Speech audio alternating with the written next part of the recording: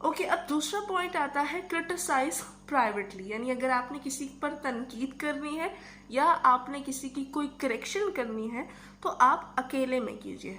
सबके सामने भरी महफिल में उस पर तनकीद करना, उसको अपने अल्फाज का निशाना बनाना बिल्कुल गलत है, ठीक है। और इसकी एक बहुत ही, मैं आपको कॉमन सी एग्जांपल देती हूँ कि अगर आपके सामने कोई शख्स कोई वर्ड गलत प्रोनाउंस कर रहा है, जिस तरह मैं एक छोटी सी मिसाल दूंगी, ocean, ocean, OCEAN, ocean is a correct pronunciation, लेकिन कुछ लोग इसे ओशियन भी कहते हैं।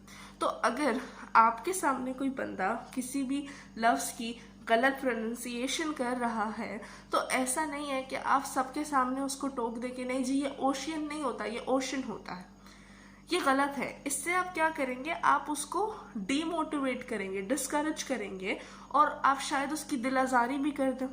तो इन सब चीज़ों से बचिए, इन सब चीज़ों को अवॉइड कीजिए। हमेशा कोशिश करें कि दूसरे की अगर आप करेक्शन करना चाहते हैं या उस पर अगर आप क्रिटिसाइज करना चाहते हैं किसी चीज़ को लेकर तो पब्लिकली नहीं, प्राइवेटली कीजिए। और इसके लिए भी सिर्फ एक स्टेटमेंट जो शायद आपको अच्छे से ये बात समझा दे कि अगर आप किसी की दिल आजारी की वजह बनते हैं, अगर आप किसी को डीमोटिवेट या डिस्करेज करने की वजह बनते हैं, तब भी आप अपने वक्त का इंतजार कीजिए।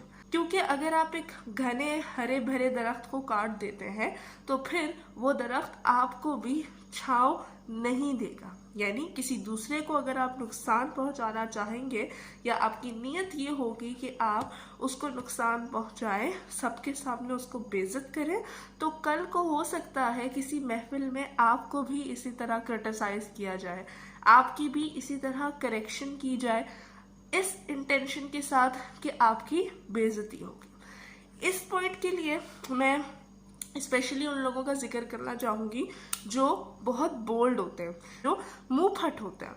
मुंह फट लोग वो होते हैं जिनको मतलब इस बात का कुछ नहीं होता कि किसी को क्या, किसी की दिल आजारी हो रही है या कुछ भी, वो अपनी बात कह देते हैं, फौरन से एक्सप्रेस कर देते हैं। उनके लिए स्पेसिफिकली ये बात है कि आपने अगर अपनी बात रखनी है किसी के सामने तो ज़रूर इस बात का ख्याल रखें कि आपकी की हुई बात किसी दूसरे को बुरी ना लगे, किसी की दिल आजारी ना हो या वो बेइज्जत फील ना करे, इंसल्ट फील ना करे। तो इस बात का प्लीज़ ज़रूर ख्याल कीजिए, क्योंकि मकाफात अमल एग्जिस्ट करता है। अगर आप किसी के साथ अच्छा करेंगे कल को आपके साथ भी अच्छा होगा, किसी के साथ बुरा करेंगे तो डेफिनेटली आपके साथ भी बुरा होगा।